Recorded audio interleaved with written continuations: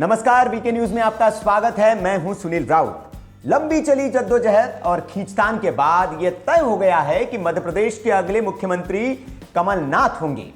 वही कमलनाथ जिनके नेतृत्व में मध्य प्रदेश में चुनाव लड़ा गया और 15 साल से सत्ता में जमी बीजेपी को सत्ता छोड़नी पड़ी। लेकिन क्या आपको पता है कि मध्य प्रदेश के जिस छिंदवाड़ा से कमलनाथ 9 बार सांसद चुने गए, वे वहां पहुंचे कैसे? कमलनाथ का जन्म उत्तर प्रदेश में हुआ, हायर एजुकेशन कलकत्ता में हुआ। छिंदवाड़ा से उनका दूर दूर तक कोई रिश्ता नहीं था। कमलनाथ के छिंदवाड़ा के पहुंचने की कहानी बड़ी दिलचस्प है, वो आगे बताएंगे। लेकिन इससे पहले यह जान लीजिए कि कमलनाथ हैं कौन। कमलनाथ की गिनती देश के दिग्गज राजनेताओं के साथ ही बड़े उद्योगपतियों में भी होती है। मध्य प्रदेश ने देश को जितने नामी राजनेता दिए हैं, उनमें एक नाम कमलनाथ का भी है।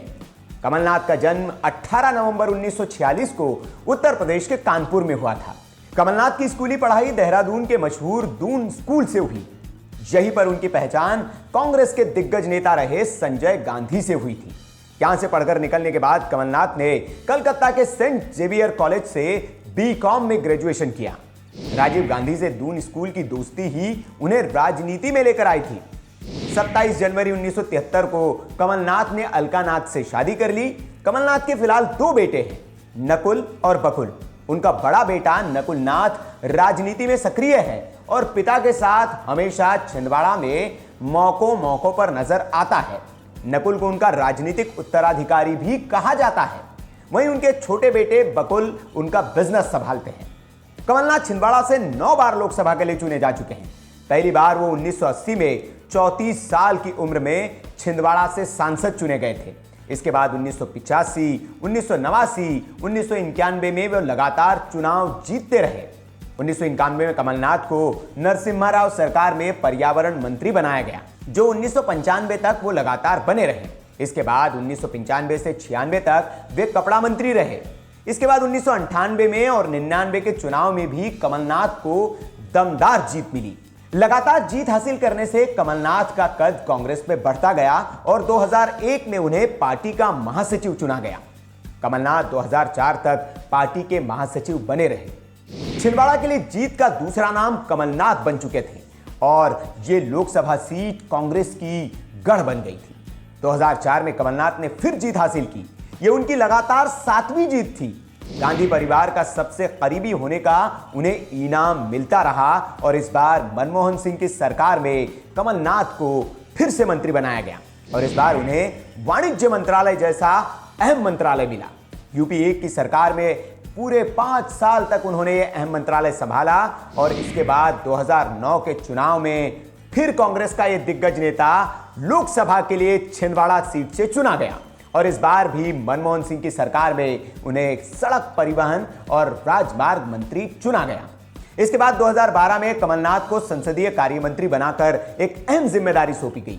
अभी 8 महीने पहले ही कमलनाथ को मध्य प्रदेश कांग्रेस की कमान सौंपी गई थी। कमलनाथ की गिनती कांग्रेस के उन नेताओं में होती है जो संकट के वक्त भी पार्टी के साथ हमेशा खड़े रहे।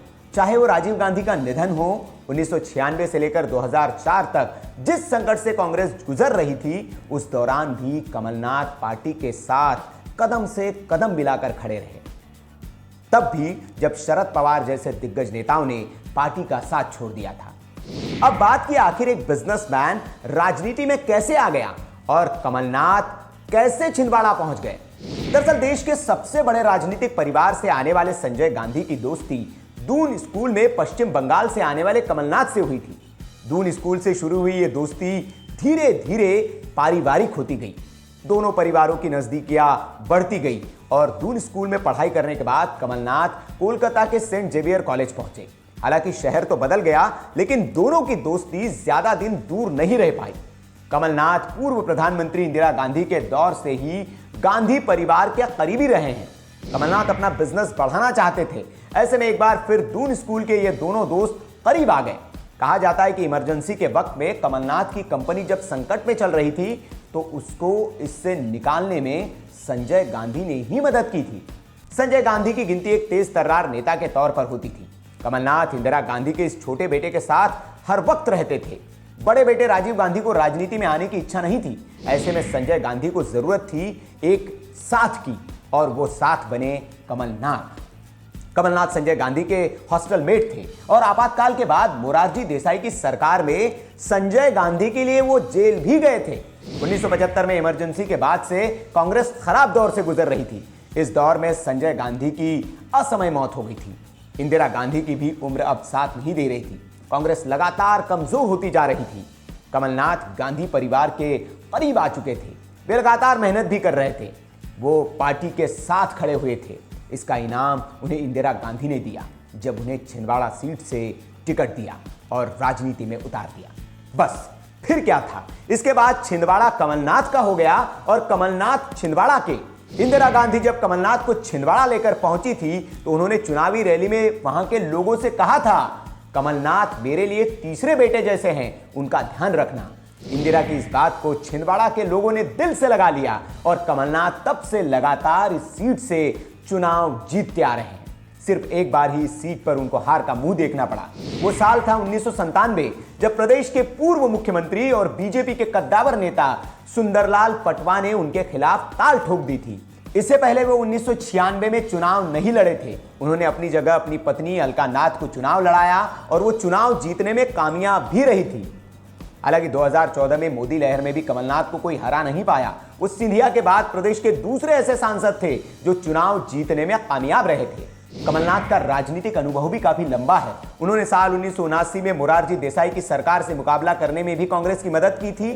उन्होंने राजीव गांधी के साथ भी काम किया और अब इंदिरा गांधी के पोते राहुल गांधी के साथ भी काम कर रहे हैं। तो आपके मध्य प्रदेश के अगले मुख्यमंत्री कमलनाथ का राजनीतिक सफरनामा ऐसा था और ऐसे वे मध्य प्रदेश के छिंदवाड़ा में पहुंचे थे।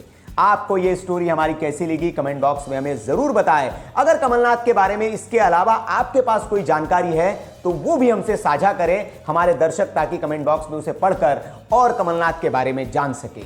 आपको अगर हमारे चैनल पर ऐसी स्टोरी अच्छी लगती है तो चैनल को सब्सक्राइब कर लीजिए ताकि आपको वीडियोस सबसे पहले मिलते रहे और ऐसी ही इंटरेस्टिंग खबरों के लिए, न्यूज से अपडेट रहने के लिए, हर क्षेत्र की खबरों को देखने के लिए देखते रहिए वीके न्यूज। शुक्रिया।